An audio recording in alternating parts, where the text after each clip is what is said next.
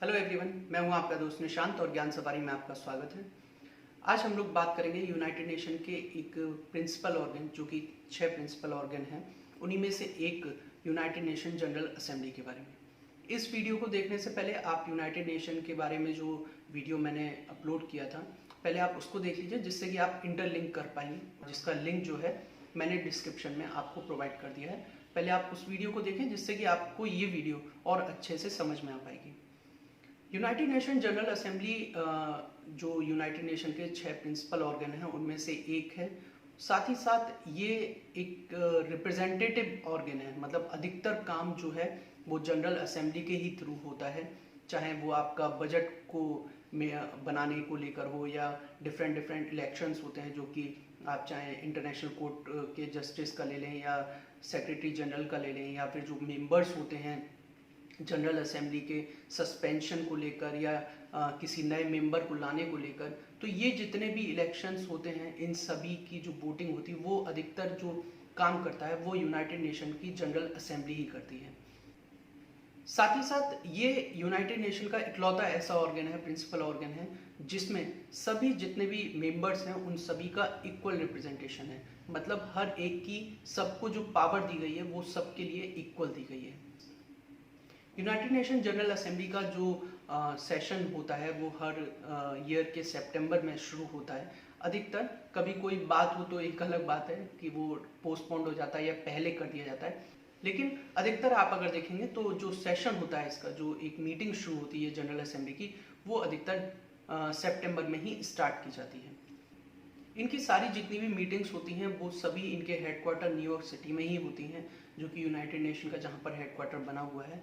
लेकिन जब पहला जो सेशन इनका हुआ था 10 जनवरी 1946 को, वो मेथोडिस्ट सेंट्रल हॉल लंदन में हुआ था। तो ये चीज़ आप थोड़ा ध्यान रखिएगा, क्योंकि जो कभी कभी एक्सेप्शनल चीज़ पूछी जाती है एग्जाम में। अगर कोई स्टूडेंट इस वीडियो को देख रहे हैं तो वो लोग ये चीज़ ज़रूर याद रखें कि जो इसका पहला सेशन हुआ था वो 10 जनवरी 1946 को हुआ था। साथ ही वो न्यूयॉर्क सिटी में नहीं, वो हुआ था मेथोडिस्ट सेंट्रल हॉल लंदन में। अब हम बात करते हैं अपने दूसरे पॉइंट, मेंबर्स की। मेंबर्स तो आपको पता ही है, इसमें टोटल 193 मेंबर्स हैं, सबका इक्वल रिप्रेजेंटेशन है। साथ ही साथ इसमें जो 2 मेंबर ऐसे हैं जिन्हें ऑब्जर्वर स्टेट की जो पोजीशन है वो मिली हुई है, जिनमें से पैलेस्टीन और साथ ही साथ होली सी है। ऑब्जर्वर स्टेटस का मतलब ये है कि उनका ज़्यादा रोल नहीं होता है। कुछ उनके जो उन पर रिस्ट्रिक्शंस लगाई जाती हैं, जैसे कि आप उनके वोटिंग राइट्स को कह लें, या फिर वो किसी भी चीज़ में अपना ओपिनियन नहीं दे पाएंगे। बहुत सारी चीज़ें हैं जो कि जनरल असेंबली डिसाइड करती है, तो उन पर कुछ रिस्ट्रिक्शंस होती हैं। आपको ये समझना है कि होली सी और पैलेस्टीन ये 2 ऑब्जर्वर स्टेट हैं, जिन पर कुछ रिस्ट्रिक्शंस के साथ ये एक तरीके से मेंबर ही हैं जनरल असेंबली के। अब क्योंकि अब 193 मेंबर हैं, तो अगर आप देखेंगे तो किस तरीके से ये बैठेंगे, तो इनका जो बैठने का जो सीटिंग होती है वो अल्फ़ाबेटिकली होती है। मतलब जो इंग्लिश में जो कहा जाता है, ऐसा नहीं कि जैसे इंडिया को हम लोग भारत भी कहते हैं तो बी से स्टार्ट होता है, तो ऐसा नहीं।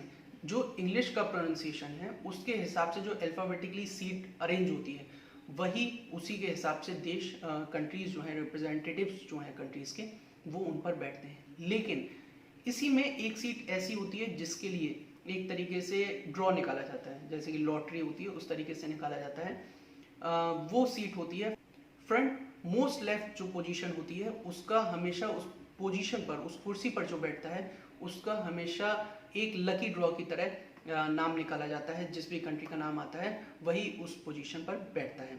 ये हर साल होता है, ऐसा नहीं है कि एक बार हो गया तो फिर वही बैठते रहेंगे। हर साल इसको रिपीट किया जाता है। अब हम बात करते हैं तीसरे पॉइंट, जो कि है वोटिंग को लेकर।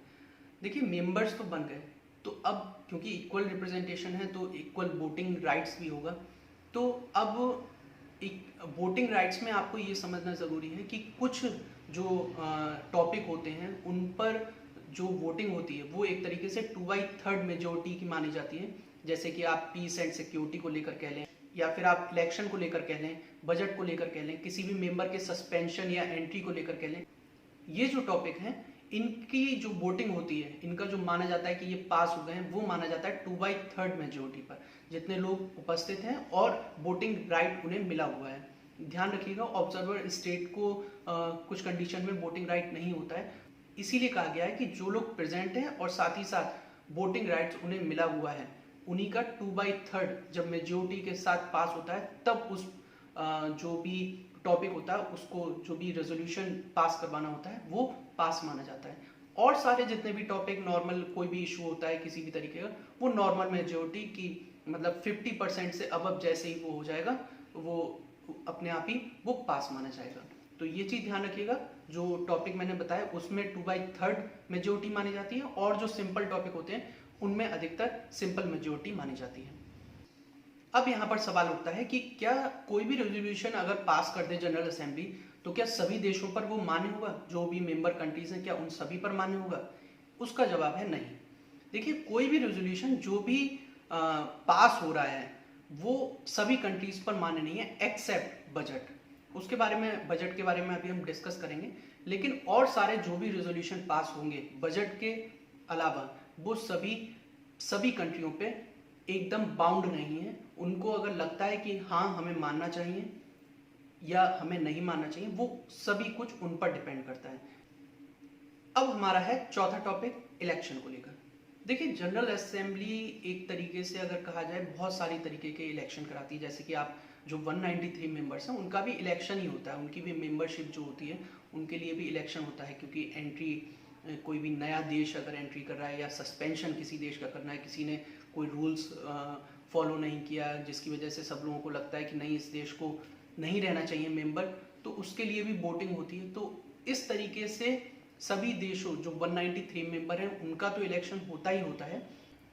साथ ही साथ जो इंटरनेशनल कोर्ट के जस्टिस होते हैं उनका इलेक्शन भी होता है। साथ ही साथ आप director of general assembly, economic and social जो काउंसिल होती है, ह्यूमन राइट्स काउंसिल होती है, इन सब के भी इलेक्शन जनरल असेंबली के द्वारा ही किए जाते हैं।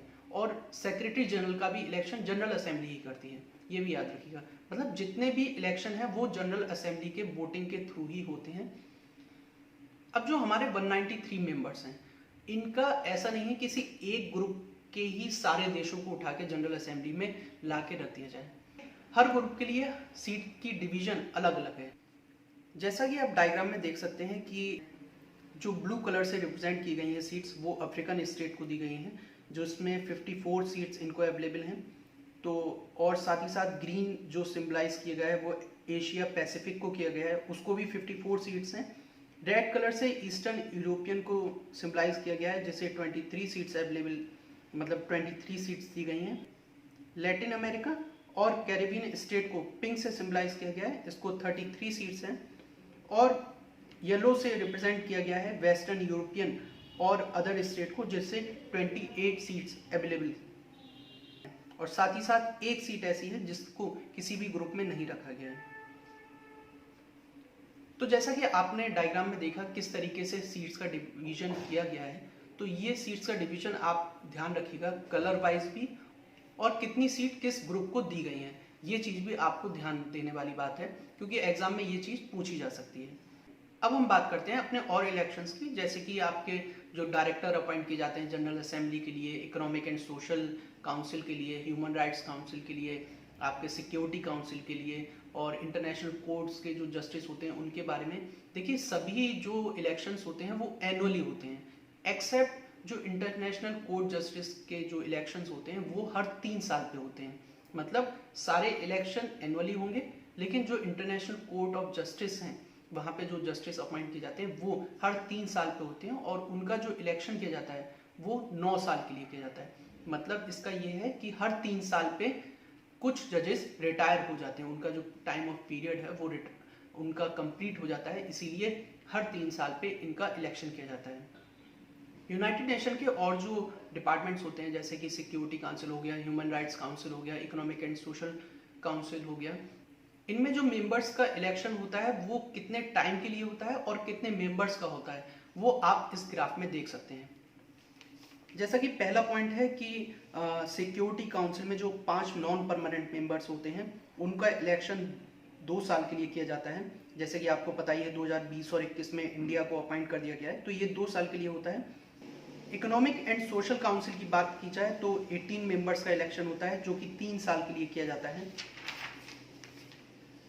ह्यूमन राइट्स काउंसिल में 14 से 18 मेंबर्स का इलेक्शन किया जाता है, जो कि 3 साल के लिए किया जाता है। इंटरनेशनल कोर्ट्स के जो जस्टिस होते हैं उनका मैंने आपको बता ही दिया है, हर 3 साल पे होता है, लेकिन हर 3 साल पे इलेक्शन होता है, लेकिन जिसका भी इलेक्शन होता है वो 9 साल के पीरियड के लिए किया जाता है और 5 जजेस का इसमें इलेक्शन होता है। और साथ ही साथ हमारा जो पता ही है हमें, सेक्रेटरी जनरल का, एक ही सेक्रेटरी जनरल होते हैं यूनाइटेड नेशन के, उनका भी इलेक्शन इसी के थ्रू होता है। अब हम बात करते हैं अपने 5th पॉइंट, बजट की। देखिए, मैंने आपको वोटिंग वाले पॉइंट में बताया था कि सभी रेजोल्यूशन जो भी पास होंगे वो बाध्य नहीं है, जो भी मेंबर्स कंट्री हैं, लेकिन एक्सेप्ट बजट को लेकर, क्योंकि बजट जो डिसाइड होता है यूनाइटेड नेशन जनरल असेंबली के द्वारा, वो सभी मेंबर्स पे फिक्स होता है, वो बाउंड होता है, वो सभी को मानना होता है। बजट का मतलब ये है कि पूरे साल भर में यूनाइटेड नेशन के द्वारा जो एक डिसाइड होता है कि उनकी कार्यवाही के लिए इतना बजट की ज़रूरत है या इतने पैसों की ज़रूरत है, इतना पैसा इस काम में लगेगा, इतना पैसा इस काम में लगेगा, यहाँ पे बच्चों की सहायता के लिए ज़रूरत है, या जो जो अलग उनके काउंसिल्स हैं, जैसे कि अगर हेल्थ को लेकर अगर बच्चों की बात की जाए तो उन पर इतना पैसा लगे। तो ये जितने भी टॉपिक हैं, इन सभी को मिला के एक बजट डिसाइड होता है और उस बजट में फिर डिवाइडेशन किया जाता है कि किस कंट्री को कितना कितना देना है। और इसका डिवाइडेशन डिपेंड करता है बहुत सारे फैक्टर्स पर, जिनमें से एक जीएनपी भी है, जिसको हम ग्रॉस नेशनल प्रोडक्ट भी कहते हैं, और पर कैपिटा इनकम पर भी डिपेंड करता है। ये 2 फैक्टर ऐसे हैं जिस पर डिपेंड करता है, और भी फैक्टर्स हैं, बट मेजरली ये 2 फैक्टर्स ज़्यादा इंपॉर्टेंट हैं, जिस पर जो बजट है उस कंट्री का वो डिसाइड होता है, उतना पोर्शन उस कंट्री को देना ही होता है। और बजट के अलावा कोई भी ऐसा रेजोल्यूशन नहीं होता है जो कि सभी कंट्रीज पर बाउंड हो। इसलिए ये जो बजट डिसाइड हो गया वो हर कंट्री को कंट्रीब्यूट करना ही करना है, उसमें कोई इफ एंड बट वाली कोई बात नहीं है। तो ये जो एक्सेप्शन है, इस चीज़ को आप याद रखिएगा कि बजट के अलावा और सारे रेजोल्यूशन तो बाउंड नहीं है, लेकिन बजट बाउंड है। हर कंट्री को उतना कंट्रीब्यूशन करना ही करना है, क्योंकि यूनाइटेड नेशन को जो अपने प्रोग्राम चलाने होते हैं, जो अपनी कार्रवाई करनी होती है, उनके लिए जो रुपया आता है वो जो यूनाइटेड नेशन के जो मेंबर्स होते हैं उन्हीं के थ्रू आता है। तो ये बजट इस तरीके से इकट्ठा किया जाता है। अब हम बात करेंगे अपने 6 पॉइंट रिफॉर्म्स की। देखिए, जब से ये बना है 1945 से, इसमें कोई बहुत बड़ा रेजोल्यूशन या कोई बहुत बड़ा ऐसा कोई चेंजमेंट नहीं आया है, जबकि 21st सेंचुरी चल रही है। इस समय पर बहुत सारी चीज़ें चेंज हो गई हैं और सिनेरियो आपस में कंट्रीज के चेंज हो गए हैं। तो बहुत बार ऐसी आवाज़ें उठी हैं कि आपको इसमें चेंज लाना चाहिए, इसमें कुछ कंडीशंस को और चेंज करना चाहिए, जो पहले चला आ रहा था उसको बदलना चाहिए, देशों को और ज़्यादा इम्पोर्टेंस देनी चाहिए, जिन्हें पावर ज़्यादा मिली हुई है उनकी पावर कम करनी चाहिए। तो ये ऐसा 2 मेजर बार ऐसा हुआ है, जिन 2 लोगों ने मेजरली इस आवाज़ को उठाया है, उनका मैं इसमें मेंशन ज़रूर करूँगा। इनमें से एक थे x secretary general Kofi Annan, जिन्होंने ये आवाज़ उठाई थी कि जनरल असेंबली को बहुत सारे टॉपिक्स ऐसे हैं जिन पर ज़्यादा ध्यान देना चाहिए, जैसे कि माइग्रेशन को लेकर हो गया, टेररिज्म को लेकर हो गया। तो उनका ये मानना था कि जनरल असेंबली ऐसे टॉपिक्स पर ध्यान दे रही है जिनका इन 2 टॉपिक्स से जो वजन है या कहा जाए इम्पोर्टेंस है वो कम है। इसलिए उनका मेन फोकस इन 2 टॉपिक्स पर ज़्यादा था कि जनरल असेंबली या यूनाइटेड नेशन इन 2 टॉपिक्स पर ज़्यादा फोकस करे, ज़्यादा इंपॉर्टेंस इन 2 टॉपिक्स को दे, क्योंकि बहुत सारे देशों में टेररिज्म को लेकर या माइग्रेशन की वजह से जो कॉन्फ्लिक्ट हो रहा है वो बहुत ज़्यादा बढ़ जाता है, जिसकी वजह से हम कभी कभी देशों के बीच में ज़्यादा तनाव भी हम देखते हैं। दूसरे नंबर पे हैं जॉर्ज वलेरो, जो कि वेनेजुएला को रिप्रेजेंट करते हैं। इन्होंने 65th जो जनरल डिबेट हुई थी उसमें कहा था यूनाइटेड नेशन को 21st सेंचुरी के हिसाब से अपने आप को बदलना होगा। बहुत समय से इसमें कोई भी रेजोल्यूशन नहीं आया है, कोई चेंजमेंट नहीं आया है, और जिसकी वजह से हम देख सकते हैं कहीं कहीं पर ये सिस्टम फेल भी हो गया। जैसे कि आप मिडिल ईस्टर्न जो कॉन्फ्लिक्ट होता है कंट्रीज में वो देख सकते हैं, वहाँ पर पूरी तरीके से यूनाइटेड नेशन एक सफल अपना रोल प्ले नहीं कर पाया। तो उनका मानना था कि इस तरीके से उन्हें यूनाइटेड नेशन को अपने आप को चेंज करना होगा, अपने नियमों में चेंज करना होगा, और साथ ही साथ जिन देशों को वीटो की पावर है उस पावर को पहली बात तो खत्म करना होगा, क्योंकि इस वीटो पावर की वजह से बहुत सारे ऐसे रेजोल्यूशन होते हैं जो कि कुछ कंट्रीज सही होते हैं, लेकिन कुछ कंट्रीज अपने प्रॉफिट की वजह से उस पर वीटो पावर लेकर उसको कैंसिल कर देती हैं। तो इनका मानना ये था कि ये जो मेंबर्स को वीटो पावर दी गई है उसको पूरी तरीके से खत्म किया जाए।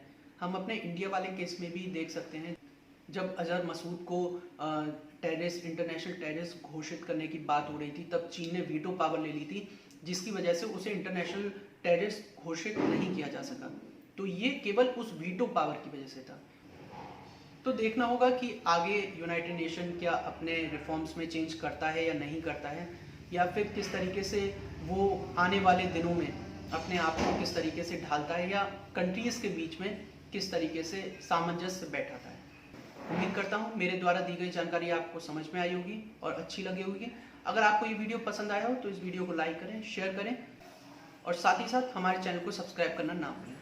Thank you so much.